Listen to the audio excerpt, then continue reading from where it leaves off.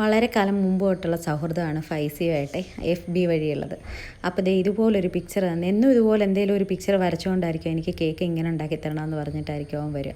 അപ്പോൾ 2 ഇരട്ട കുട്ടികളുണ്ടാവണം. ഒരു ടൈഗർ ഇങ്ങനെ നിൽക്കുന്നതായിട്ട് പിന്നെ വരച്ച് കട്ട് ചെയ്തെടുക്കണം ഫോണ്ടൻറ്റിൽ.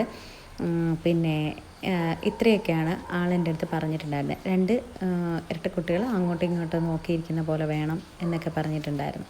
ഇവിടെ ഇപ്പോൾ ഭയങ്കര മഴയാണ്, കറണ്ടെല്ലാം പോയിട്ടുണ്ടായിരുന്നു. അപ്പോൾ നല്ല വെളിച്ചത്തിൽ കേക്ക് ഉണ്ടാക്കുന്നതും ഒന്നും എടുക്കാൻ പറ്റിയില്ല. പിന്നെ ഇതൊക്കെ ഒരുമാതിരി അഡ്ജസ്റ്റ് ചെയ്താണ് എടുത്തത്.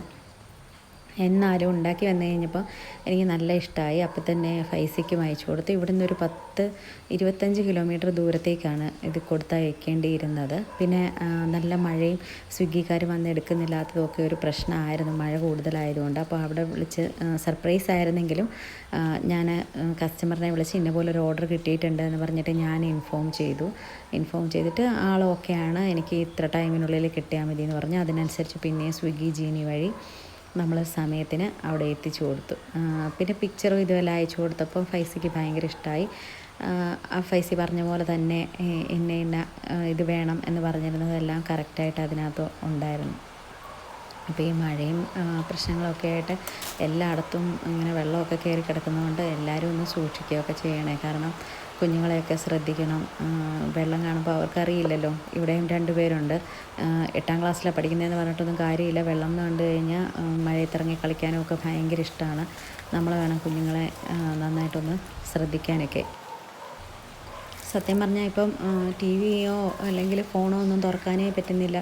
ഓരോരോ വാർത്തകളും എല്ലാം കണ്ടിട്ട് രാത്രി നമ്മളെപ്പോലൊക്കെ നമ്മുടെ സ്വന്തക്കാരുടെ കൂടെ ഇറങ്ങി കിടന്ന ഓരോ മനുഷ്യരാണ് ഇപ്പം ഓരോരുത്തർ എന്താ പറയുന്നത്, അവനവൻ്റെ ഏറ്റവും പ്രിയപ്പെട്ടവരെയൊക്കെ വിട്ടിട്ട് ഓരോ സ്ഥലത്തായിട്ട് നിൽക്കുന്നതൊക്കെ കാണുമ്പം സത്യം പറഞ്ഞു കഴിഞ്ഞാൽ നമുക്കങ്ങ് എന്ത് ചെയ്യണം, ഒന്നും ചെയ്യാൻ പറ്റാത്തൊരു നിസ്സഹായ അവസ്ഥയാണ്. നമുക്ക് നേരിട്ട് ചെല്ലാനോ ഒന്നും ചെയ്യാനോ ആശ്വസിപ്പിക്കാനോ ഒന്നും കഴിയില്ല. പ്രാർത്ഥിക്കാനല്ലാതെ നമുക്കൊന്നും കഴിയില്ല എന്നുള്ളൊരവസ്ഥയാണ്.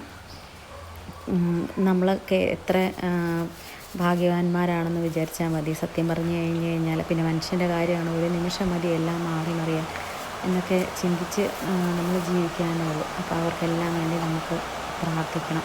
കാരണം നമ്മുടെ കൂടപ്പിറപ്പുകളല്ലേ. അപ്പോൾ എല്ലാവർക്കും വേണ്ടി നമ്മൾ പ്രാർത്ഥിക്കണം. എല്ലാവരും സേഫായിട്ടിരിക്കണം, സെറ്റായിട്ടിരിക്കണം, കുഞ്ഞുങ്ങളെ നോക്കണം. അതുപോലെ അധികം ദൂരേക്കുള്ള യാത്രകൾ ഒഴിവാക്കണം. അപ്പോൾ എല്ലാവരും ഒത്തിരി സേഫായിട്ടിരിക്കാൻ വേണ്ടിയിട്ട് പ്രാർത്ഥിക്കുന്നു. എല്ലാവരും നന്നായിരിക്കട്ടെ. ഈ സമയത്തും സ്വരം കേൾക്കാവോ എന്നറിയില്ല. ഇവിടെ മഴയൊക്കെ നല്ല തകർത്ത് പെയ്യുന്നുണ്ട്. അന്ന് തുടങ്ങിയ മഴയാണ്, ഇന്ന് വരേക്കും നിന്നിട്ടില്ല. അപ്പോൾ എല്ലാവരും സേഫായിട്ടിരിക്കാൻ പ്രാർത്ഥിക്കുന്നു.